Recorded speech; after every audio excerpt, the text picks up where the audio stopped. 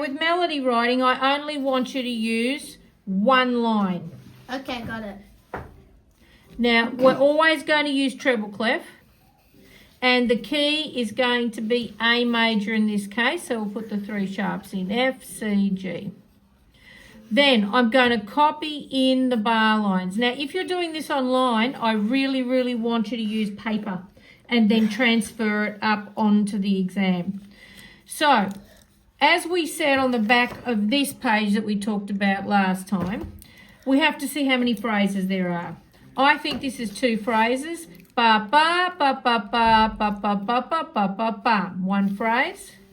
Da da da da da da da da. 2nd phrase.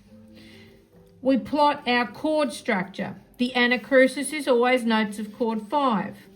First complete bar is 1, home. Last complete bar is 1, home. Second last bar is 5 to make a perfect cadence. And this bar in the middle will be 5 to make an imperfect cadence. That's as far as we got last week. Now, we're in A major. I'm going to write the chord notes. A, C, E for chord 1 and E, G, B for chord 5. E, G, B, E, G, B, A, C, E. Next step. I want you to put an X on every note that falls on beat 1, 2, 3 or 4 in the main beats in the bar. Beat 1, beat 2, beat 3, beat 4. Beat 1, beat 2, beat 3. Whoops, no 4 there.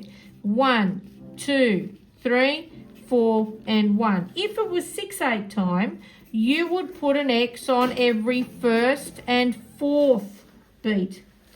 1, 2, 3, 4, 5, 6. 2 main beats in the bar. If it was 3/2 time, you'd do it on every minim beat of the bar. So how do we structure this? What I want is you must start on the 5th. You must start on E. You can't use these other notes for the AMEB. In real life you can, but for the AMEB you must start on E. Then you must start on the low tonic A. And I want you to finish on the high tonic A. Next we have to write in the X's and then we'll come and fill in the other notes. This note here cannot be another A because they do not allow repetition. So no A there. So let's choose a different note. Let's choose C.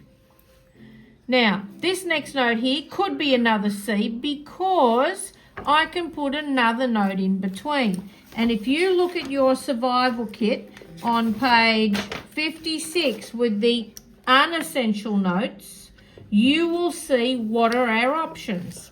We can have a passing note, which is stepping between a third. F, G is the passing note, A, or we could go E, D, C, passing note in the middle. If I've done here 2 notes which are the same, I could have what's called an upper or a lower auxiliary. Step 1 note up and back down. Step 1 note down and back up. So these 3 examples are all step examples.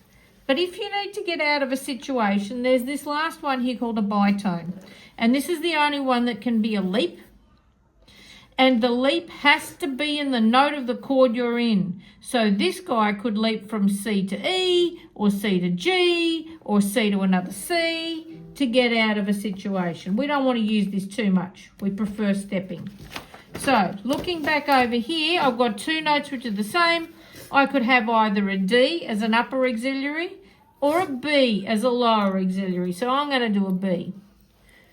When you do them for me for homework, I want you to write LA, lower auxiliary. I want to know that you know what you're doing. Next one is another X. I might go back to A. In between, I can put a passing note, PN. Now, I have created repetition, haven't I? I've got a CB and another CB. So I'm going to rub out this B and I'm going to put a D and make it an upper auxiliary because I don't want repetition. That's boring. I'm going to keep coming back down. My aim is to go a little bit up and down and then go to my climax. So I want this shape and then I sort of want this shape. So my next note here is part of this chord, E, G, B. So I could go to a B. How am I going to get from A to B? There's no stepping, so I'm going to have to do a bitone. Maybe I'll choose C, a BT, a bitone, part of the chord. What am I going to choose here? I think I'll go for another B, and I'll go to A, which is an LA, a lower auxiliary.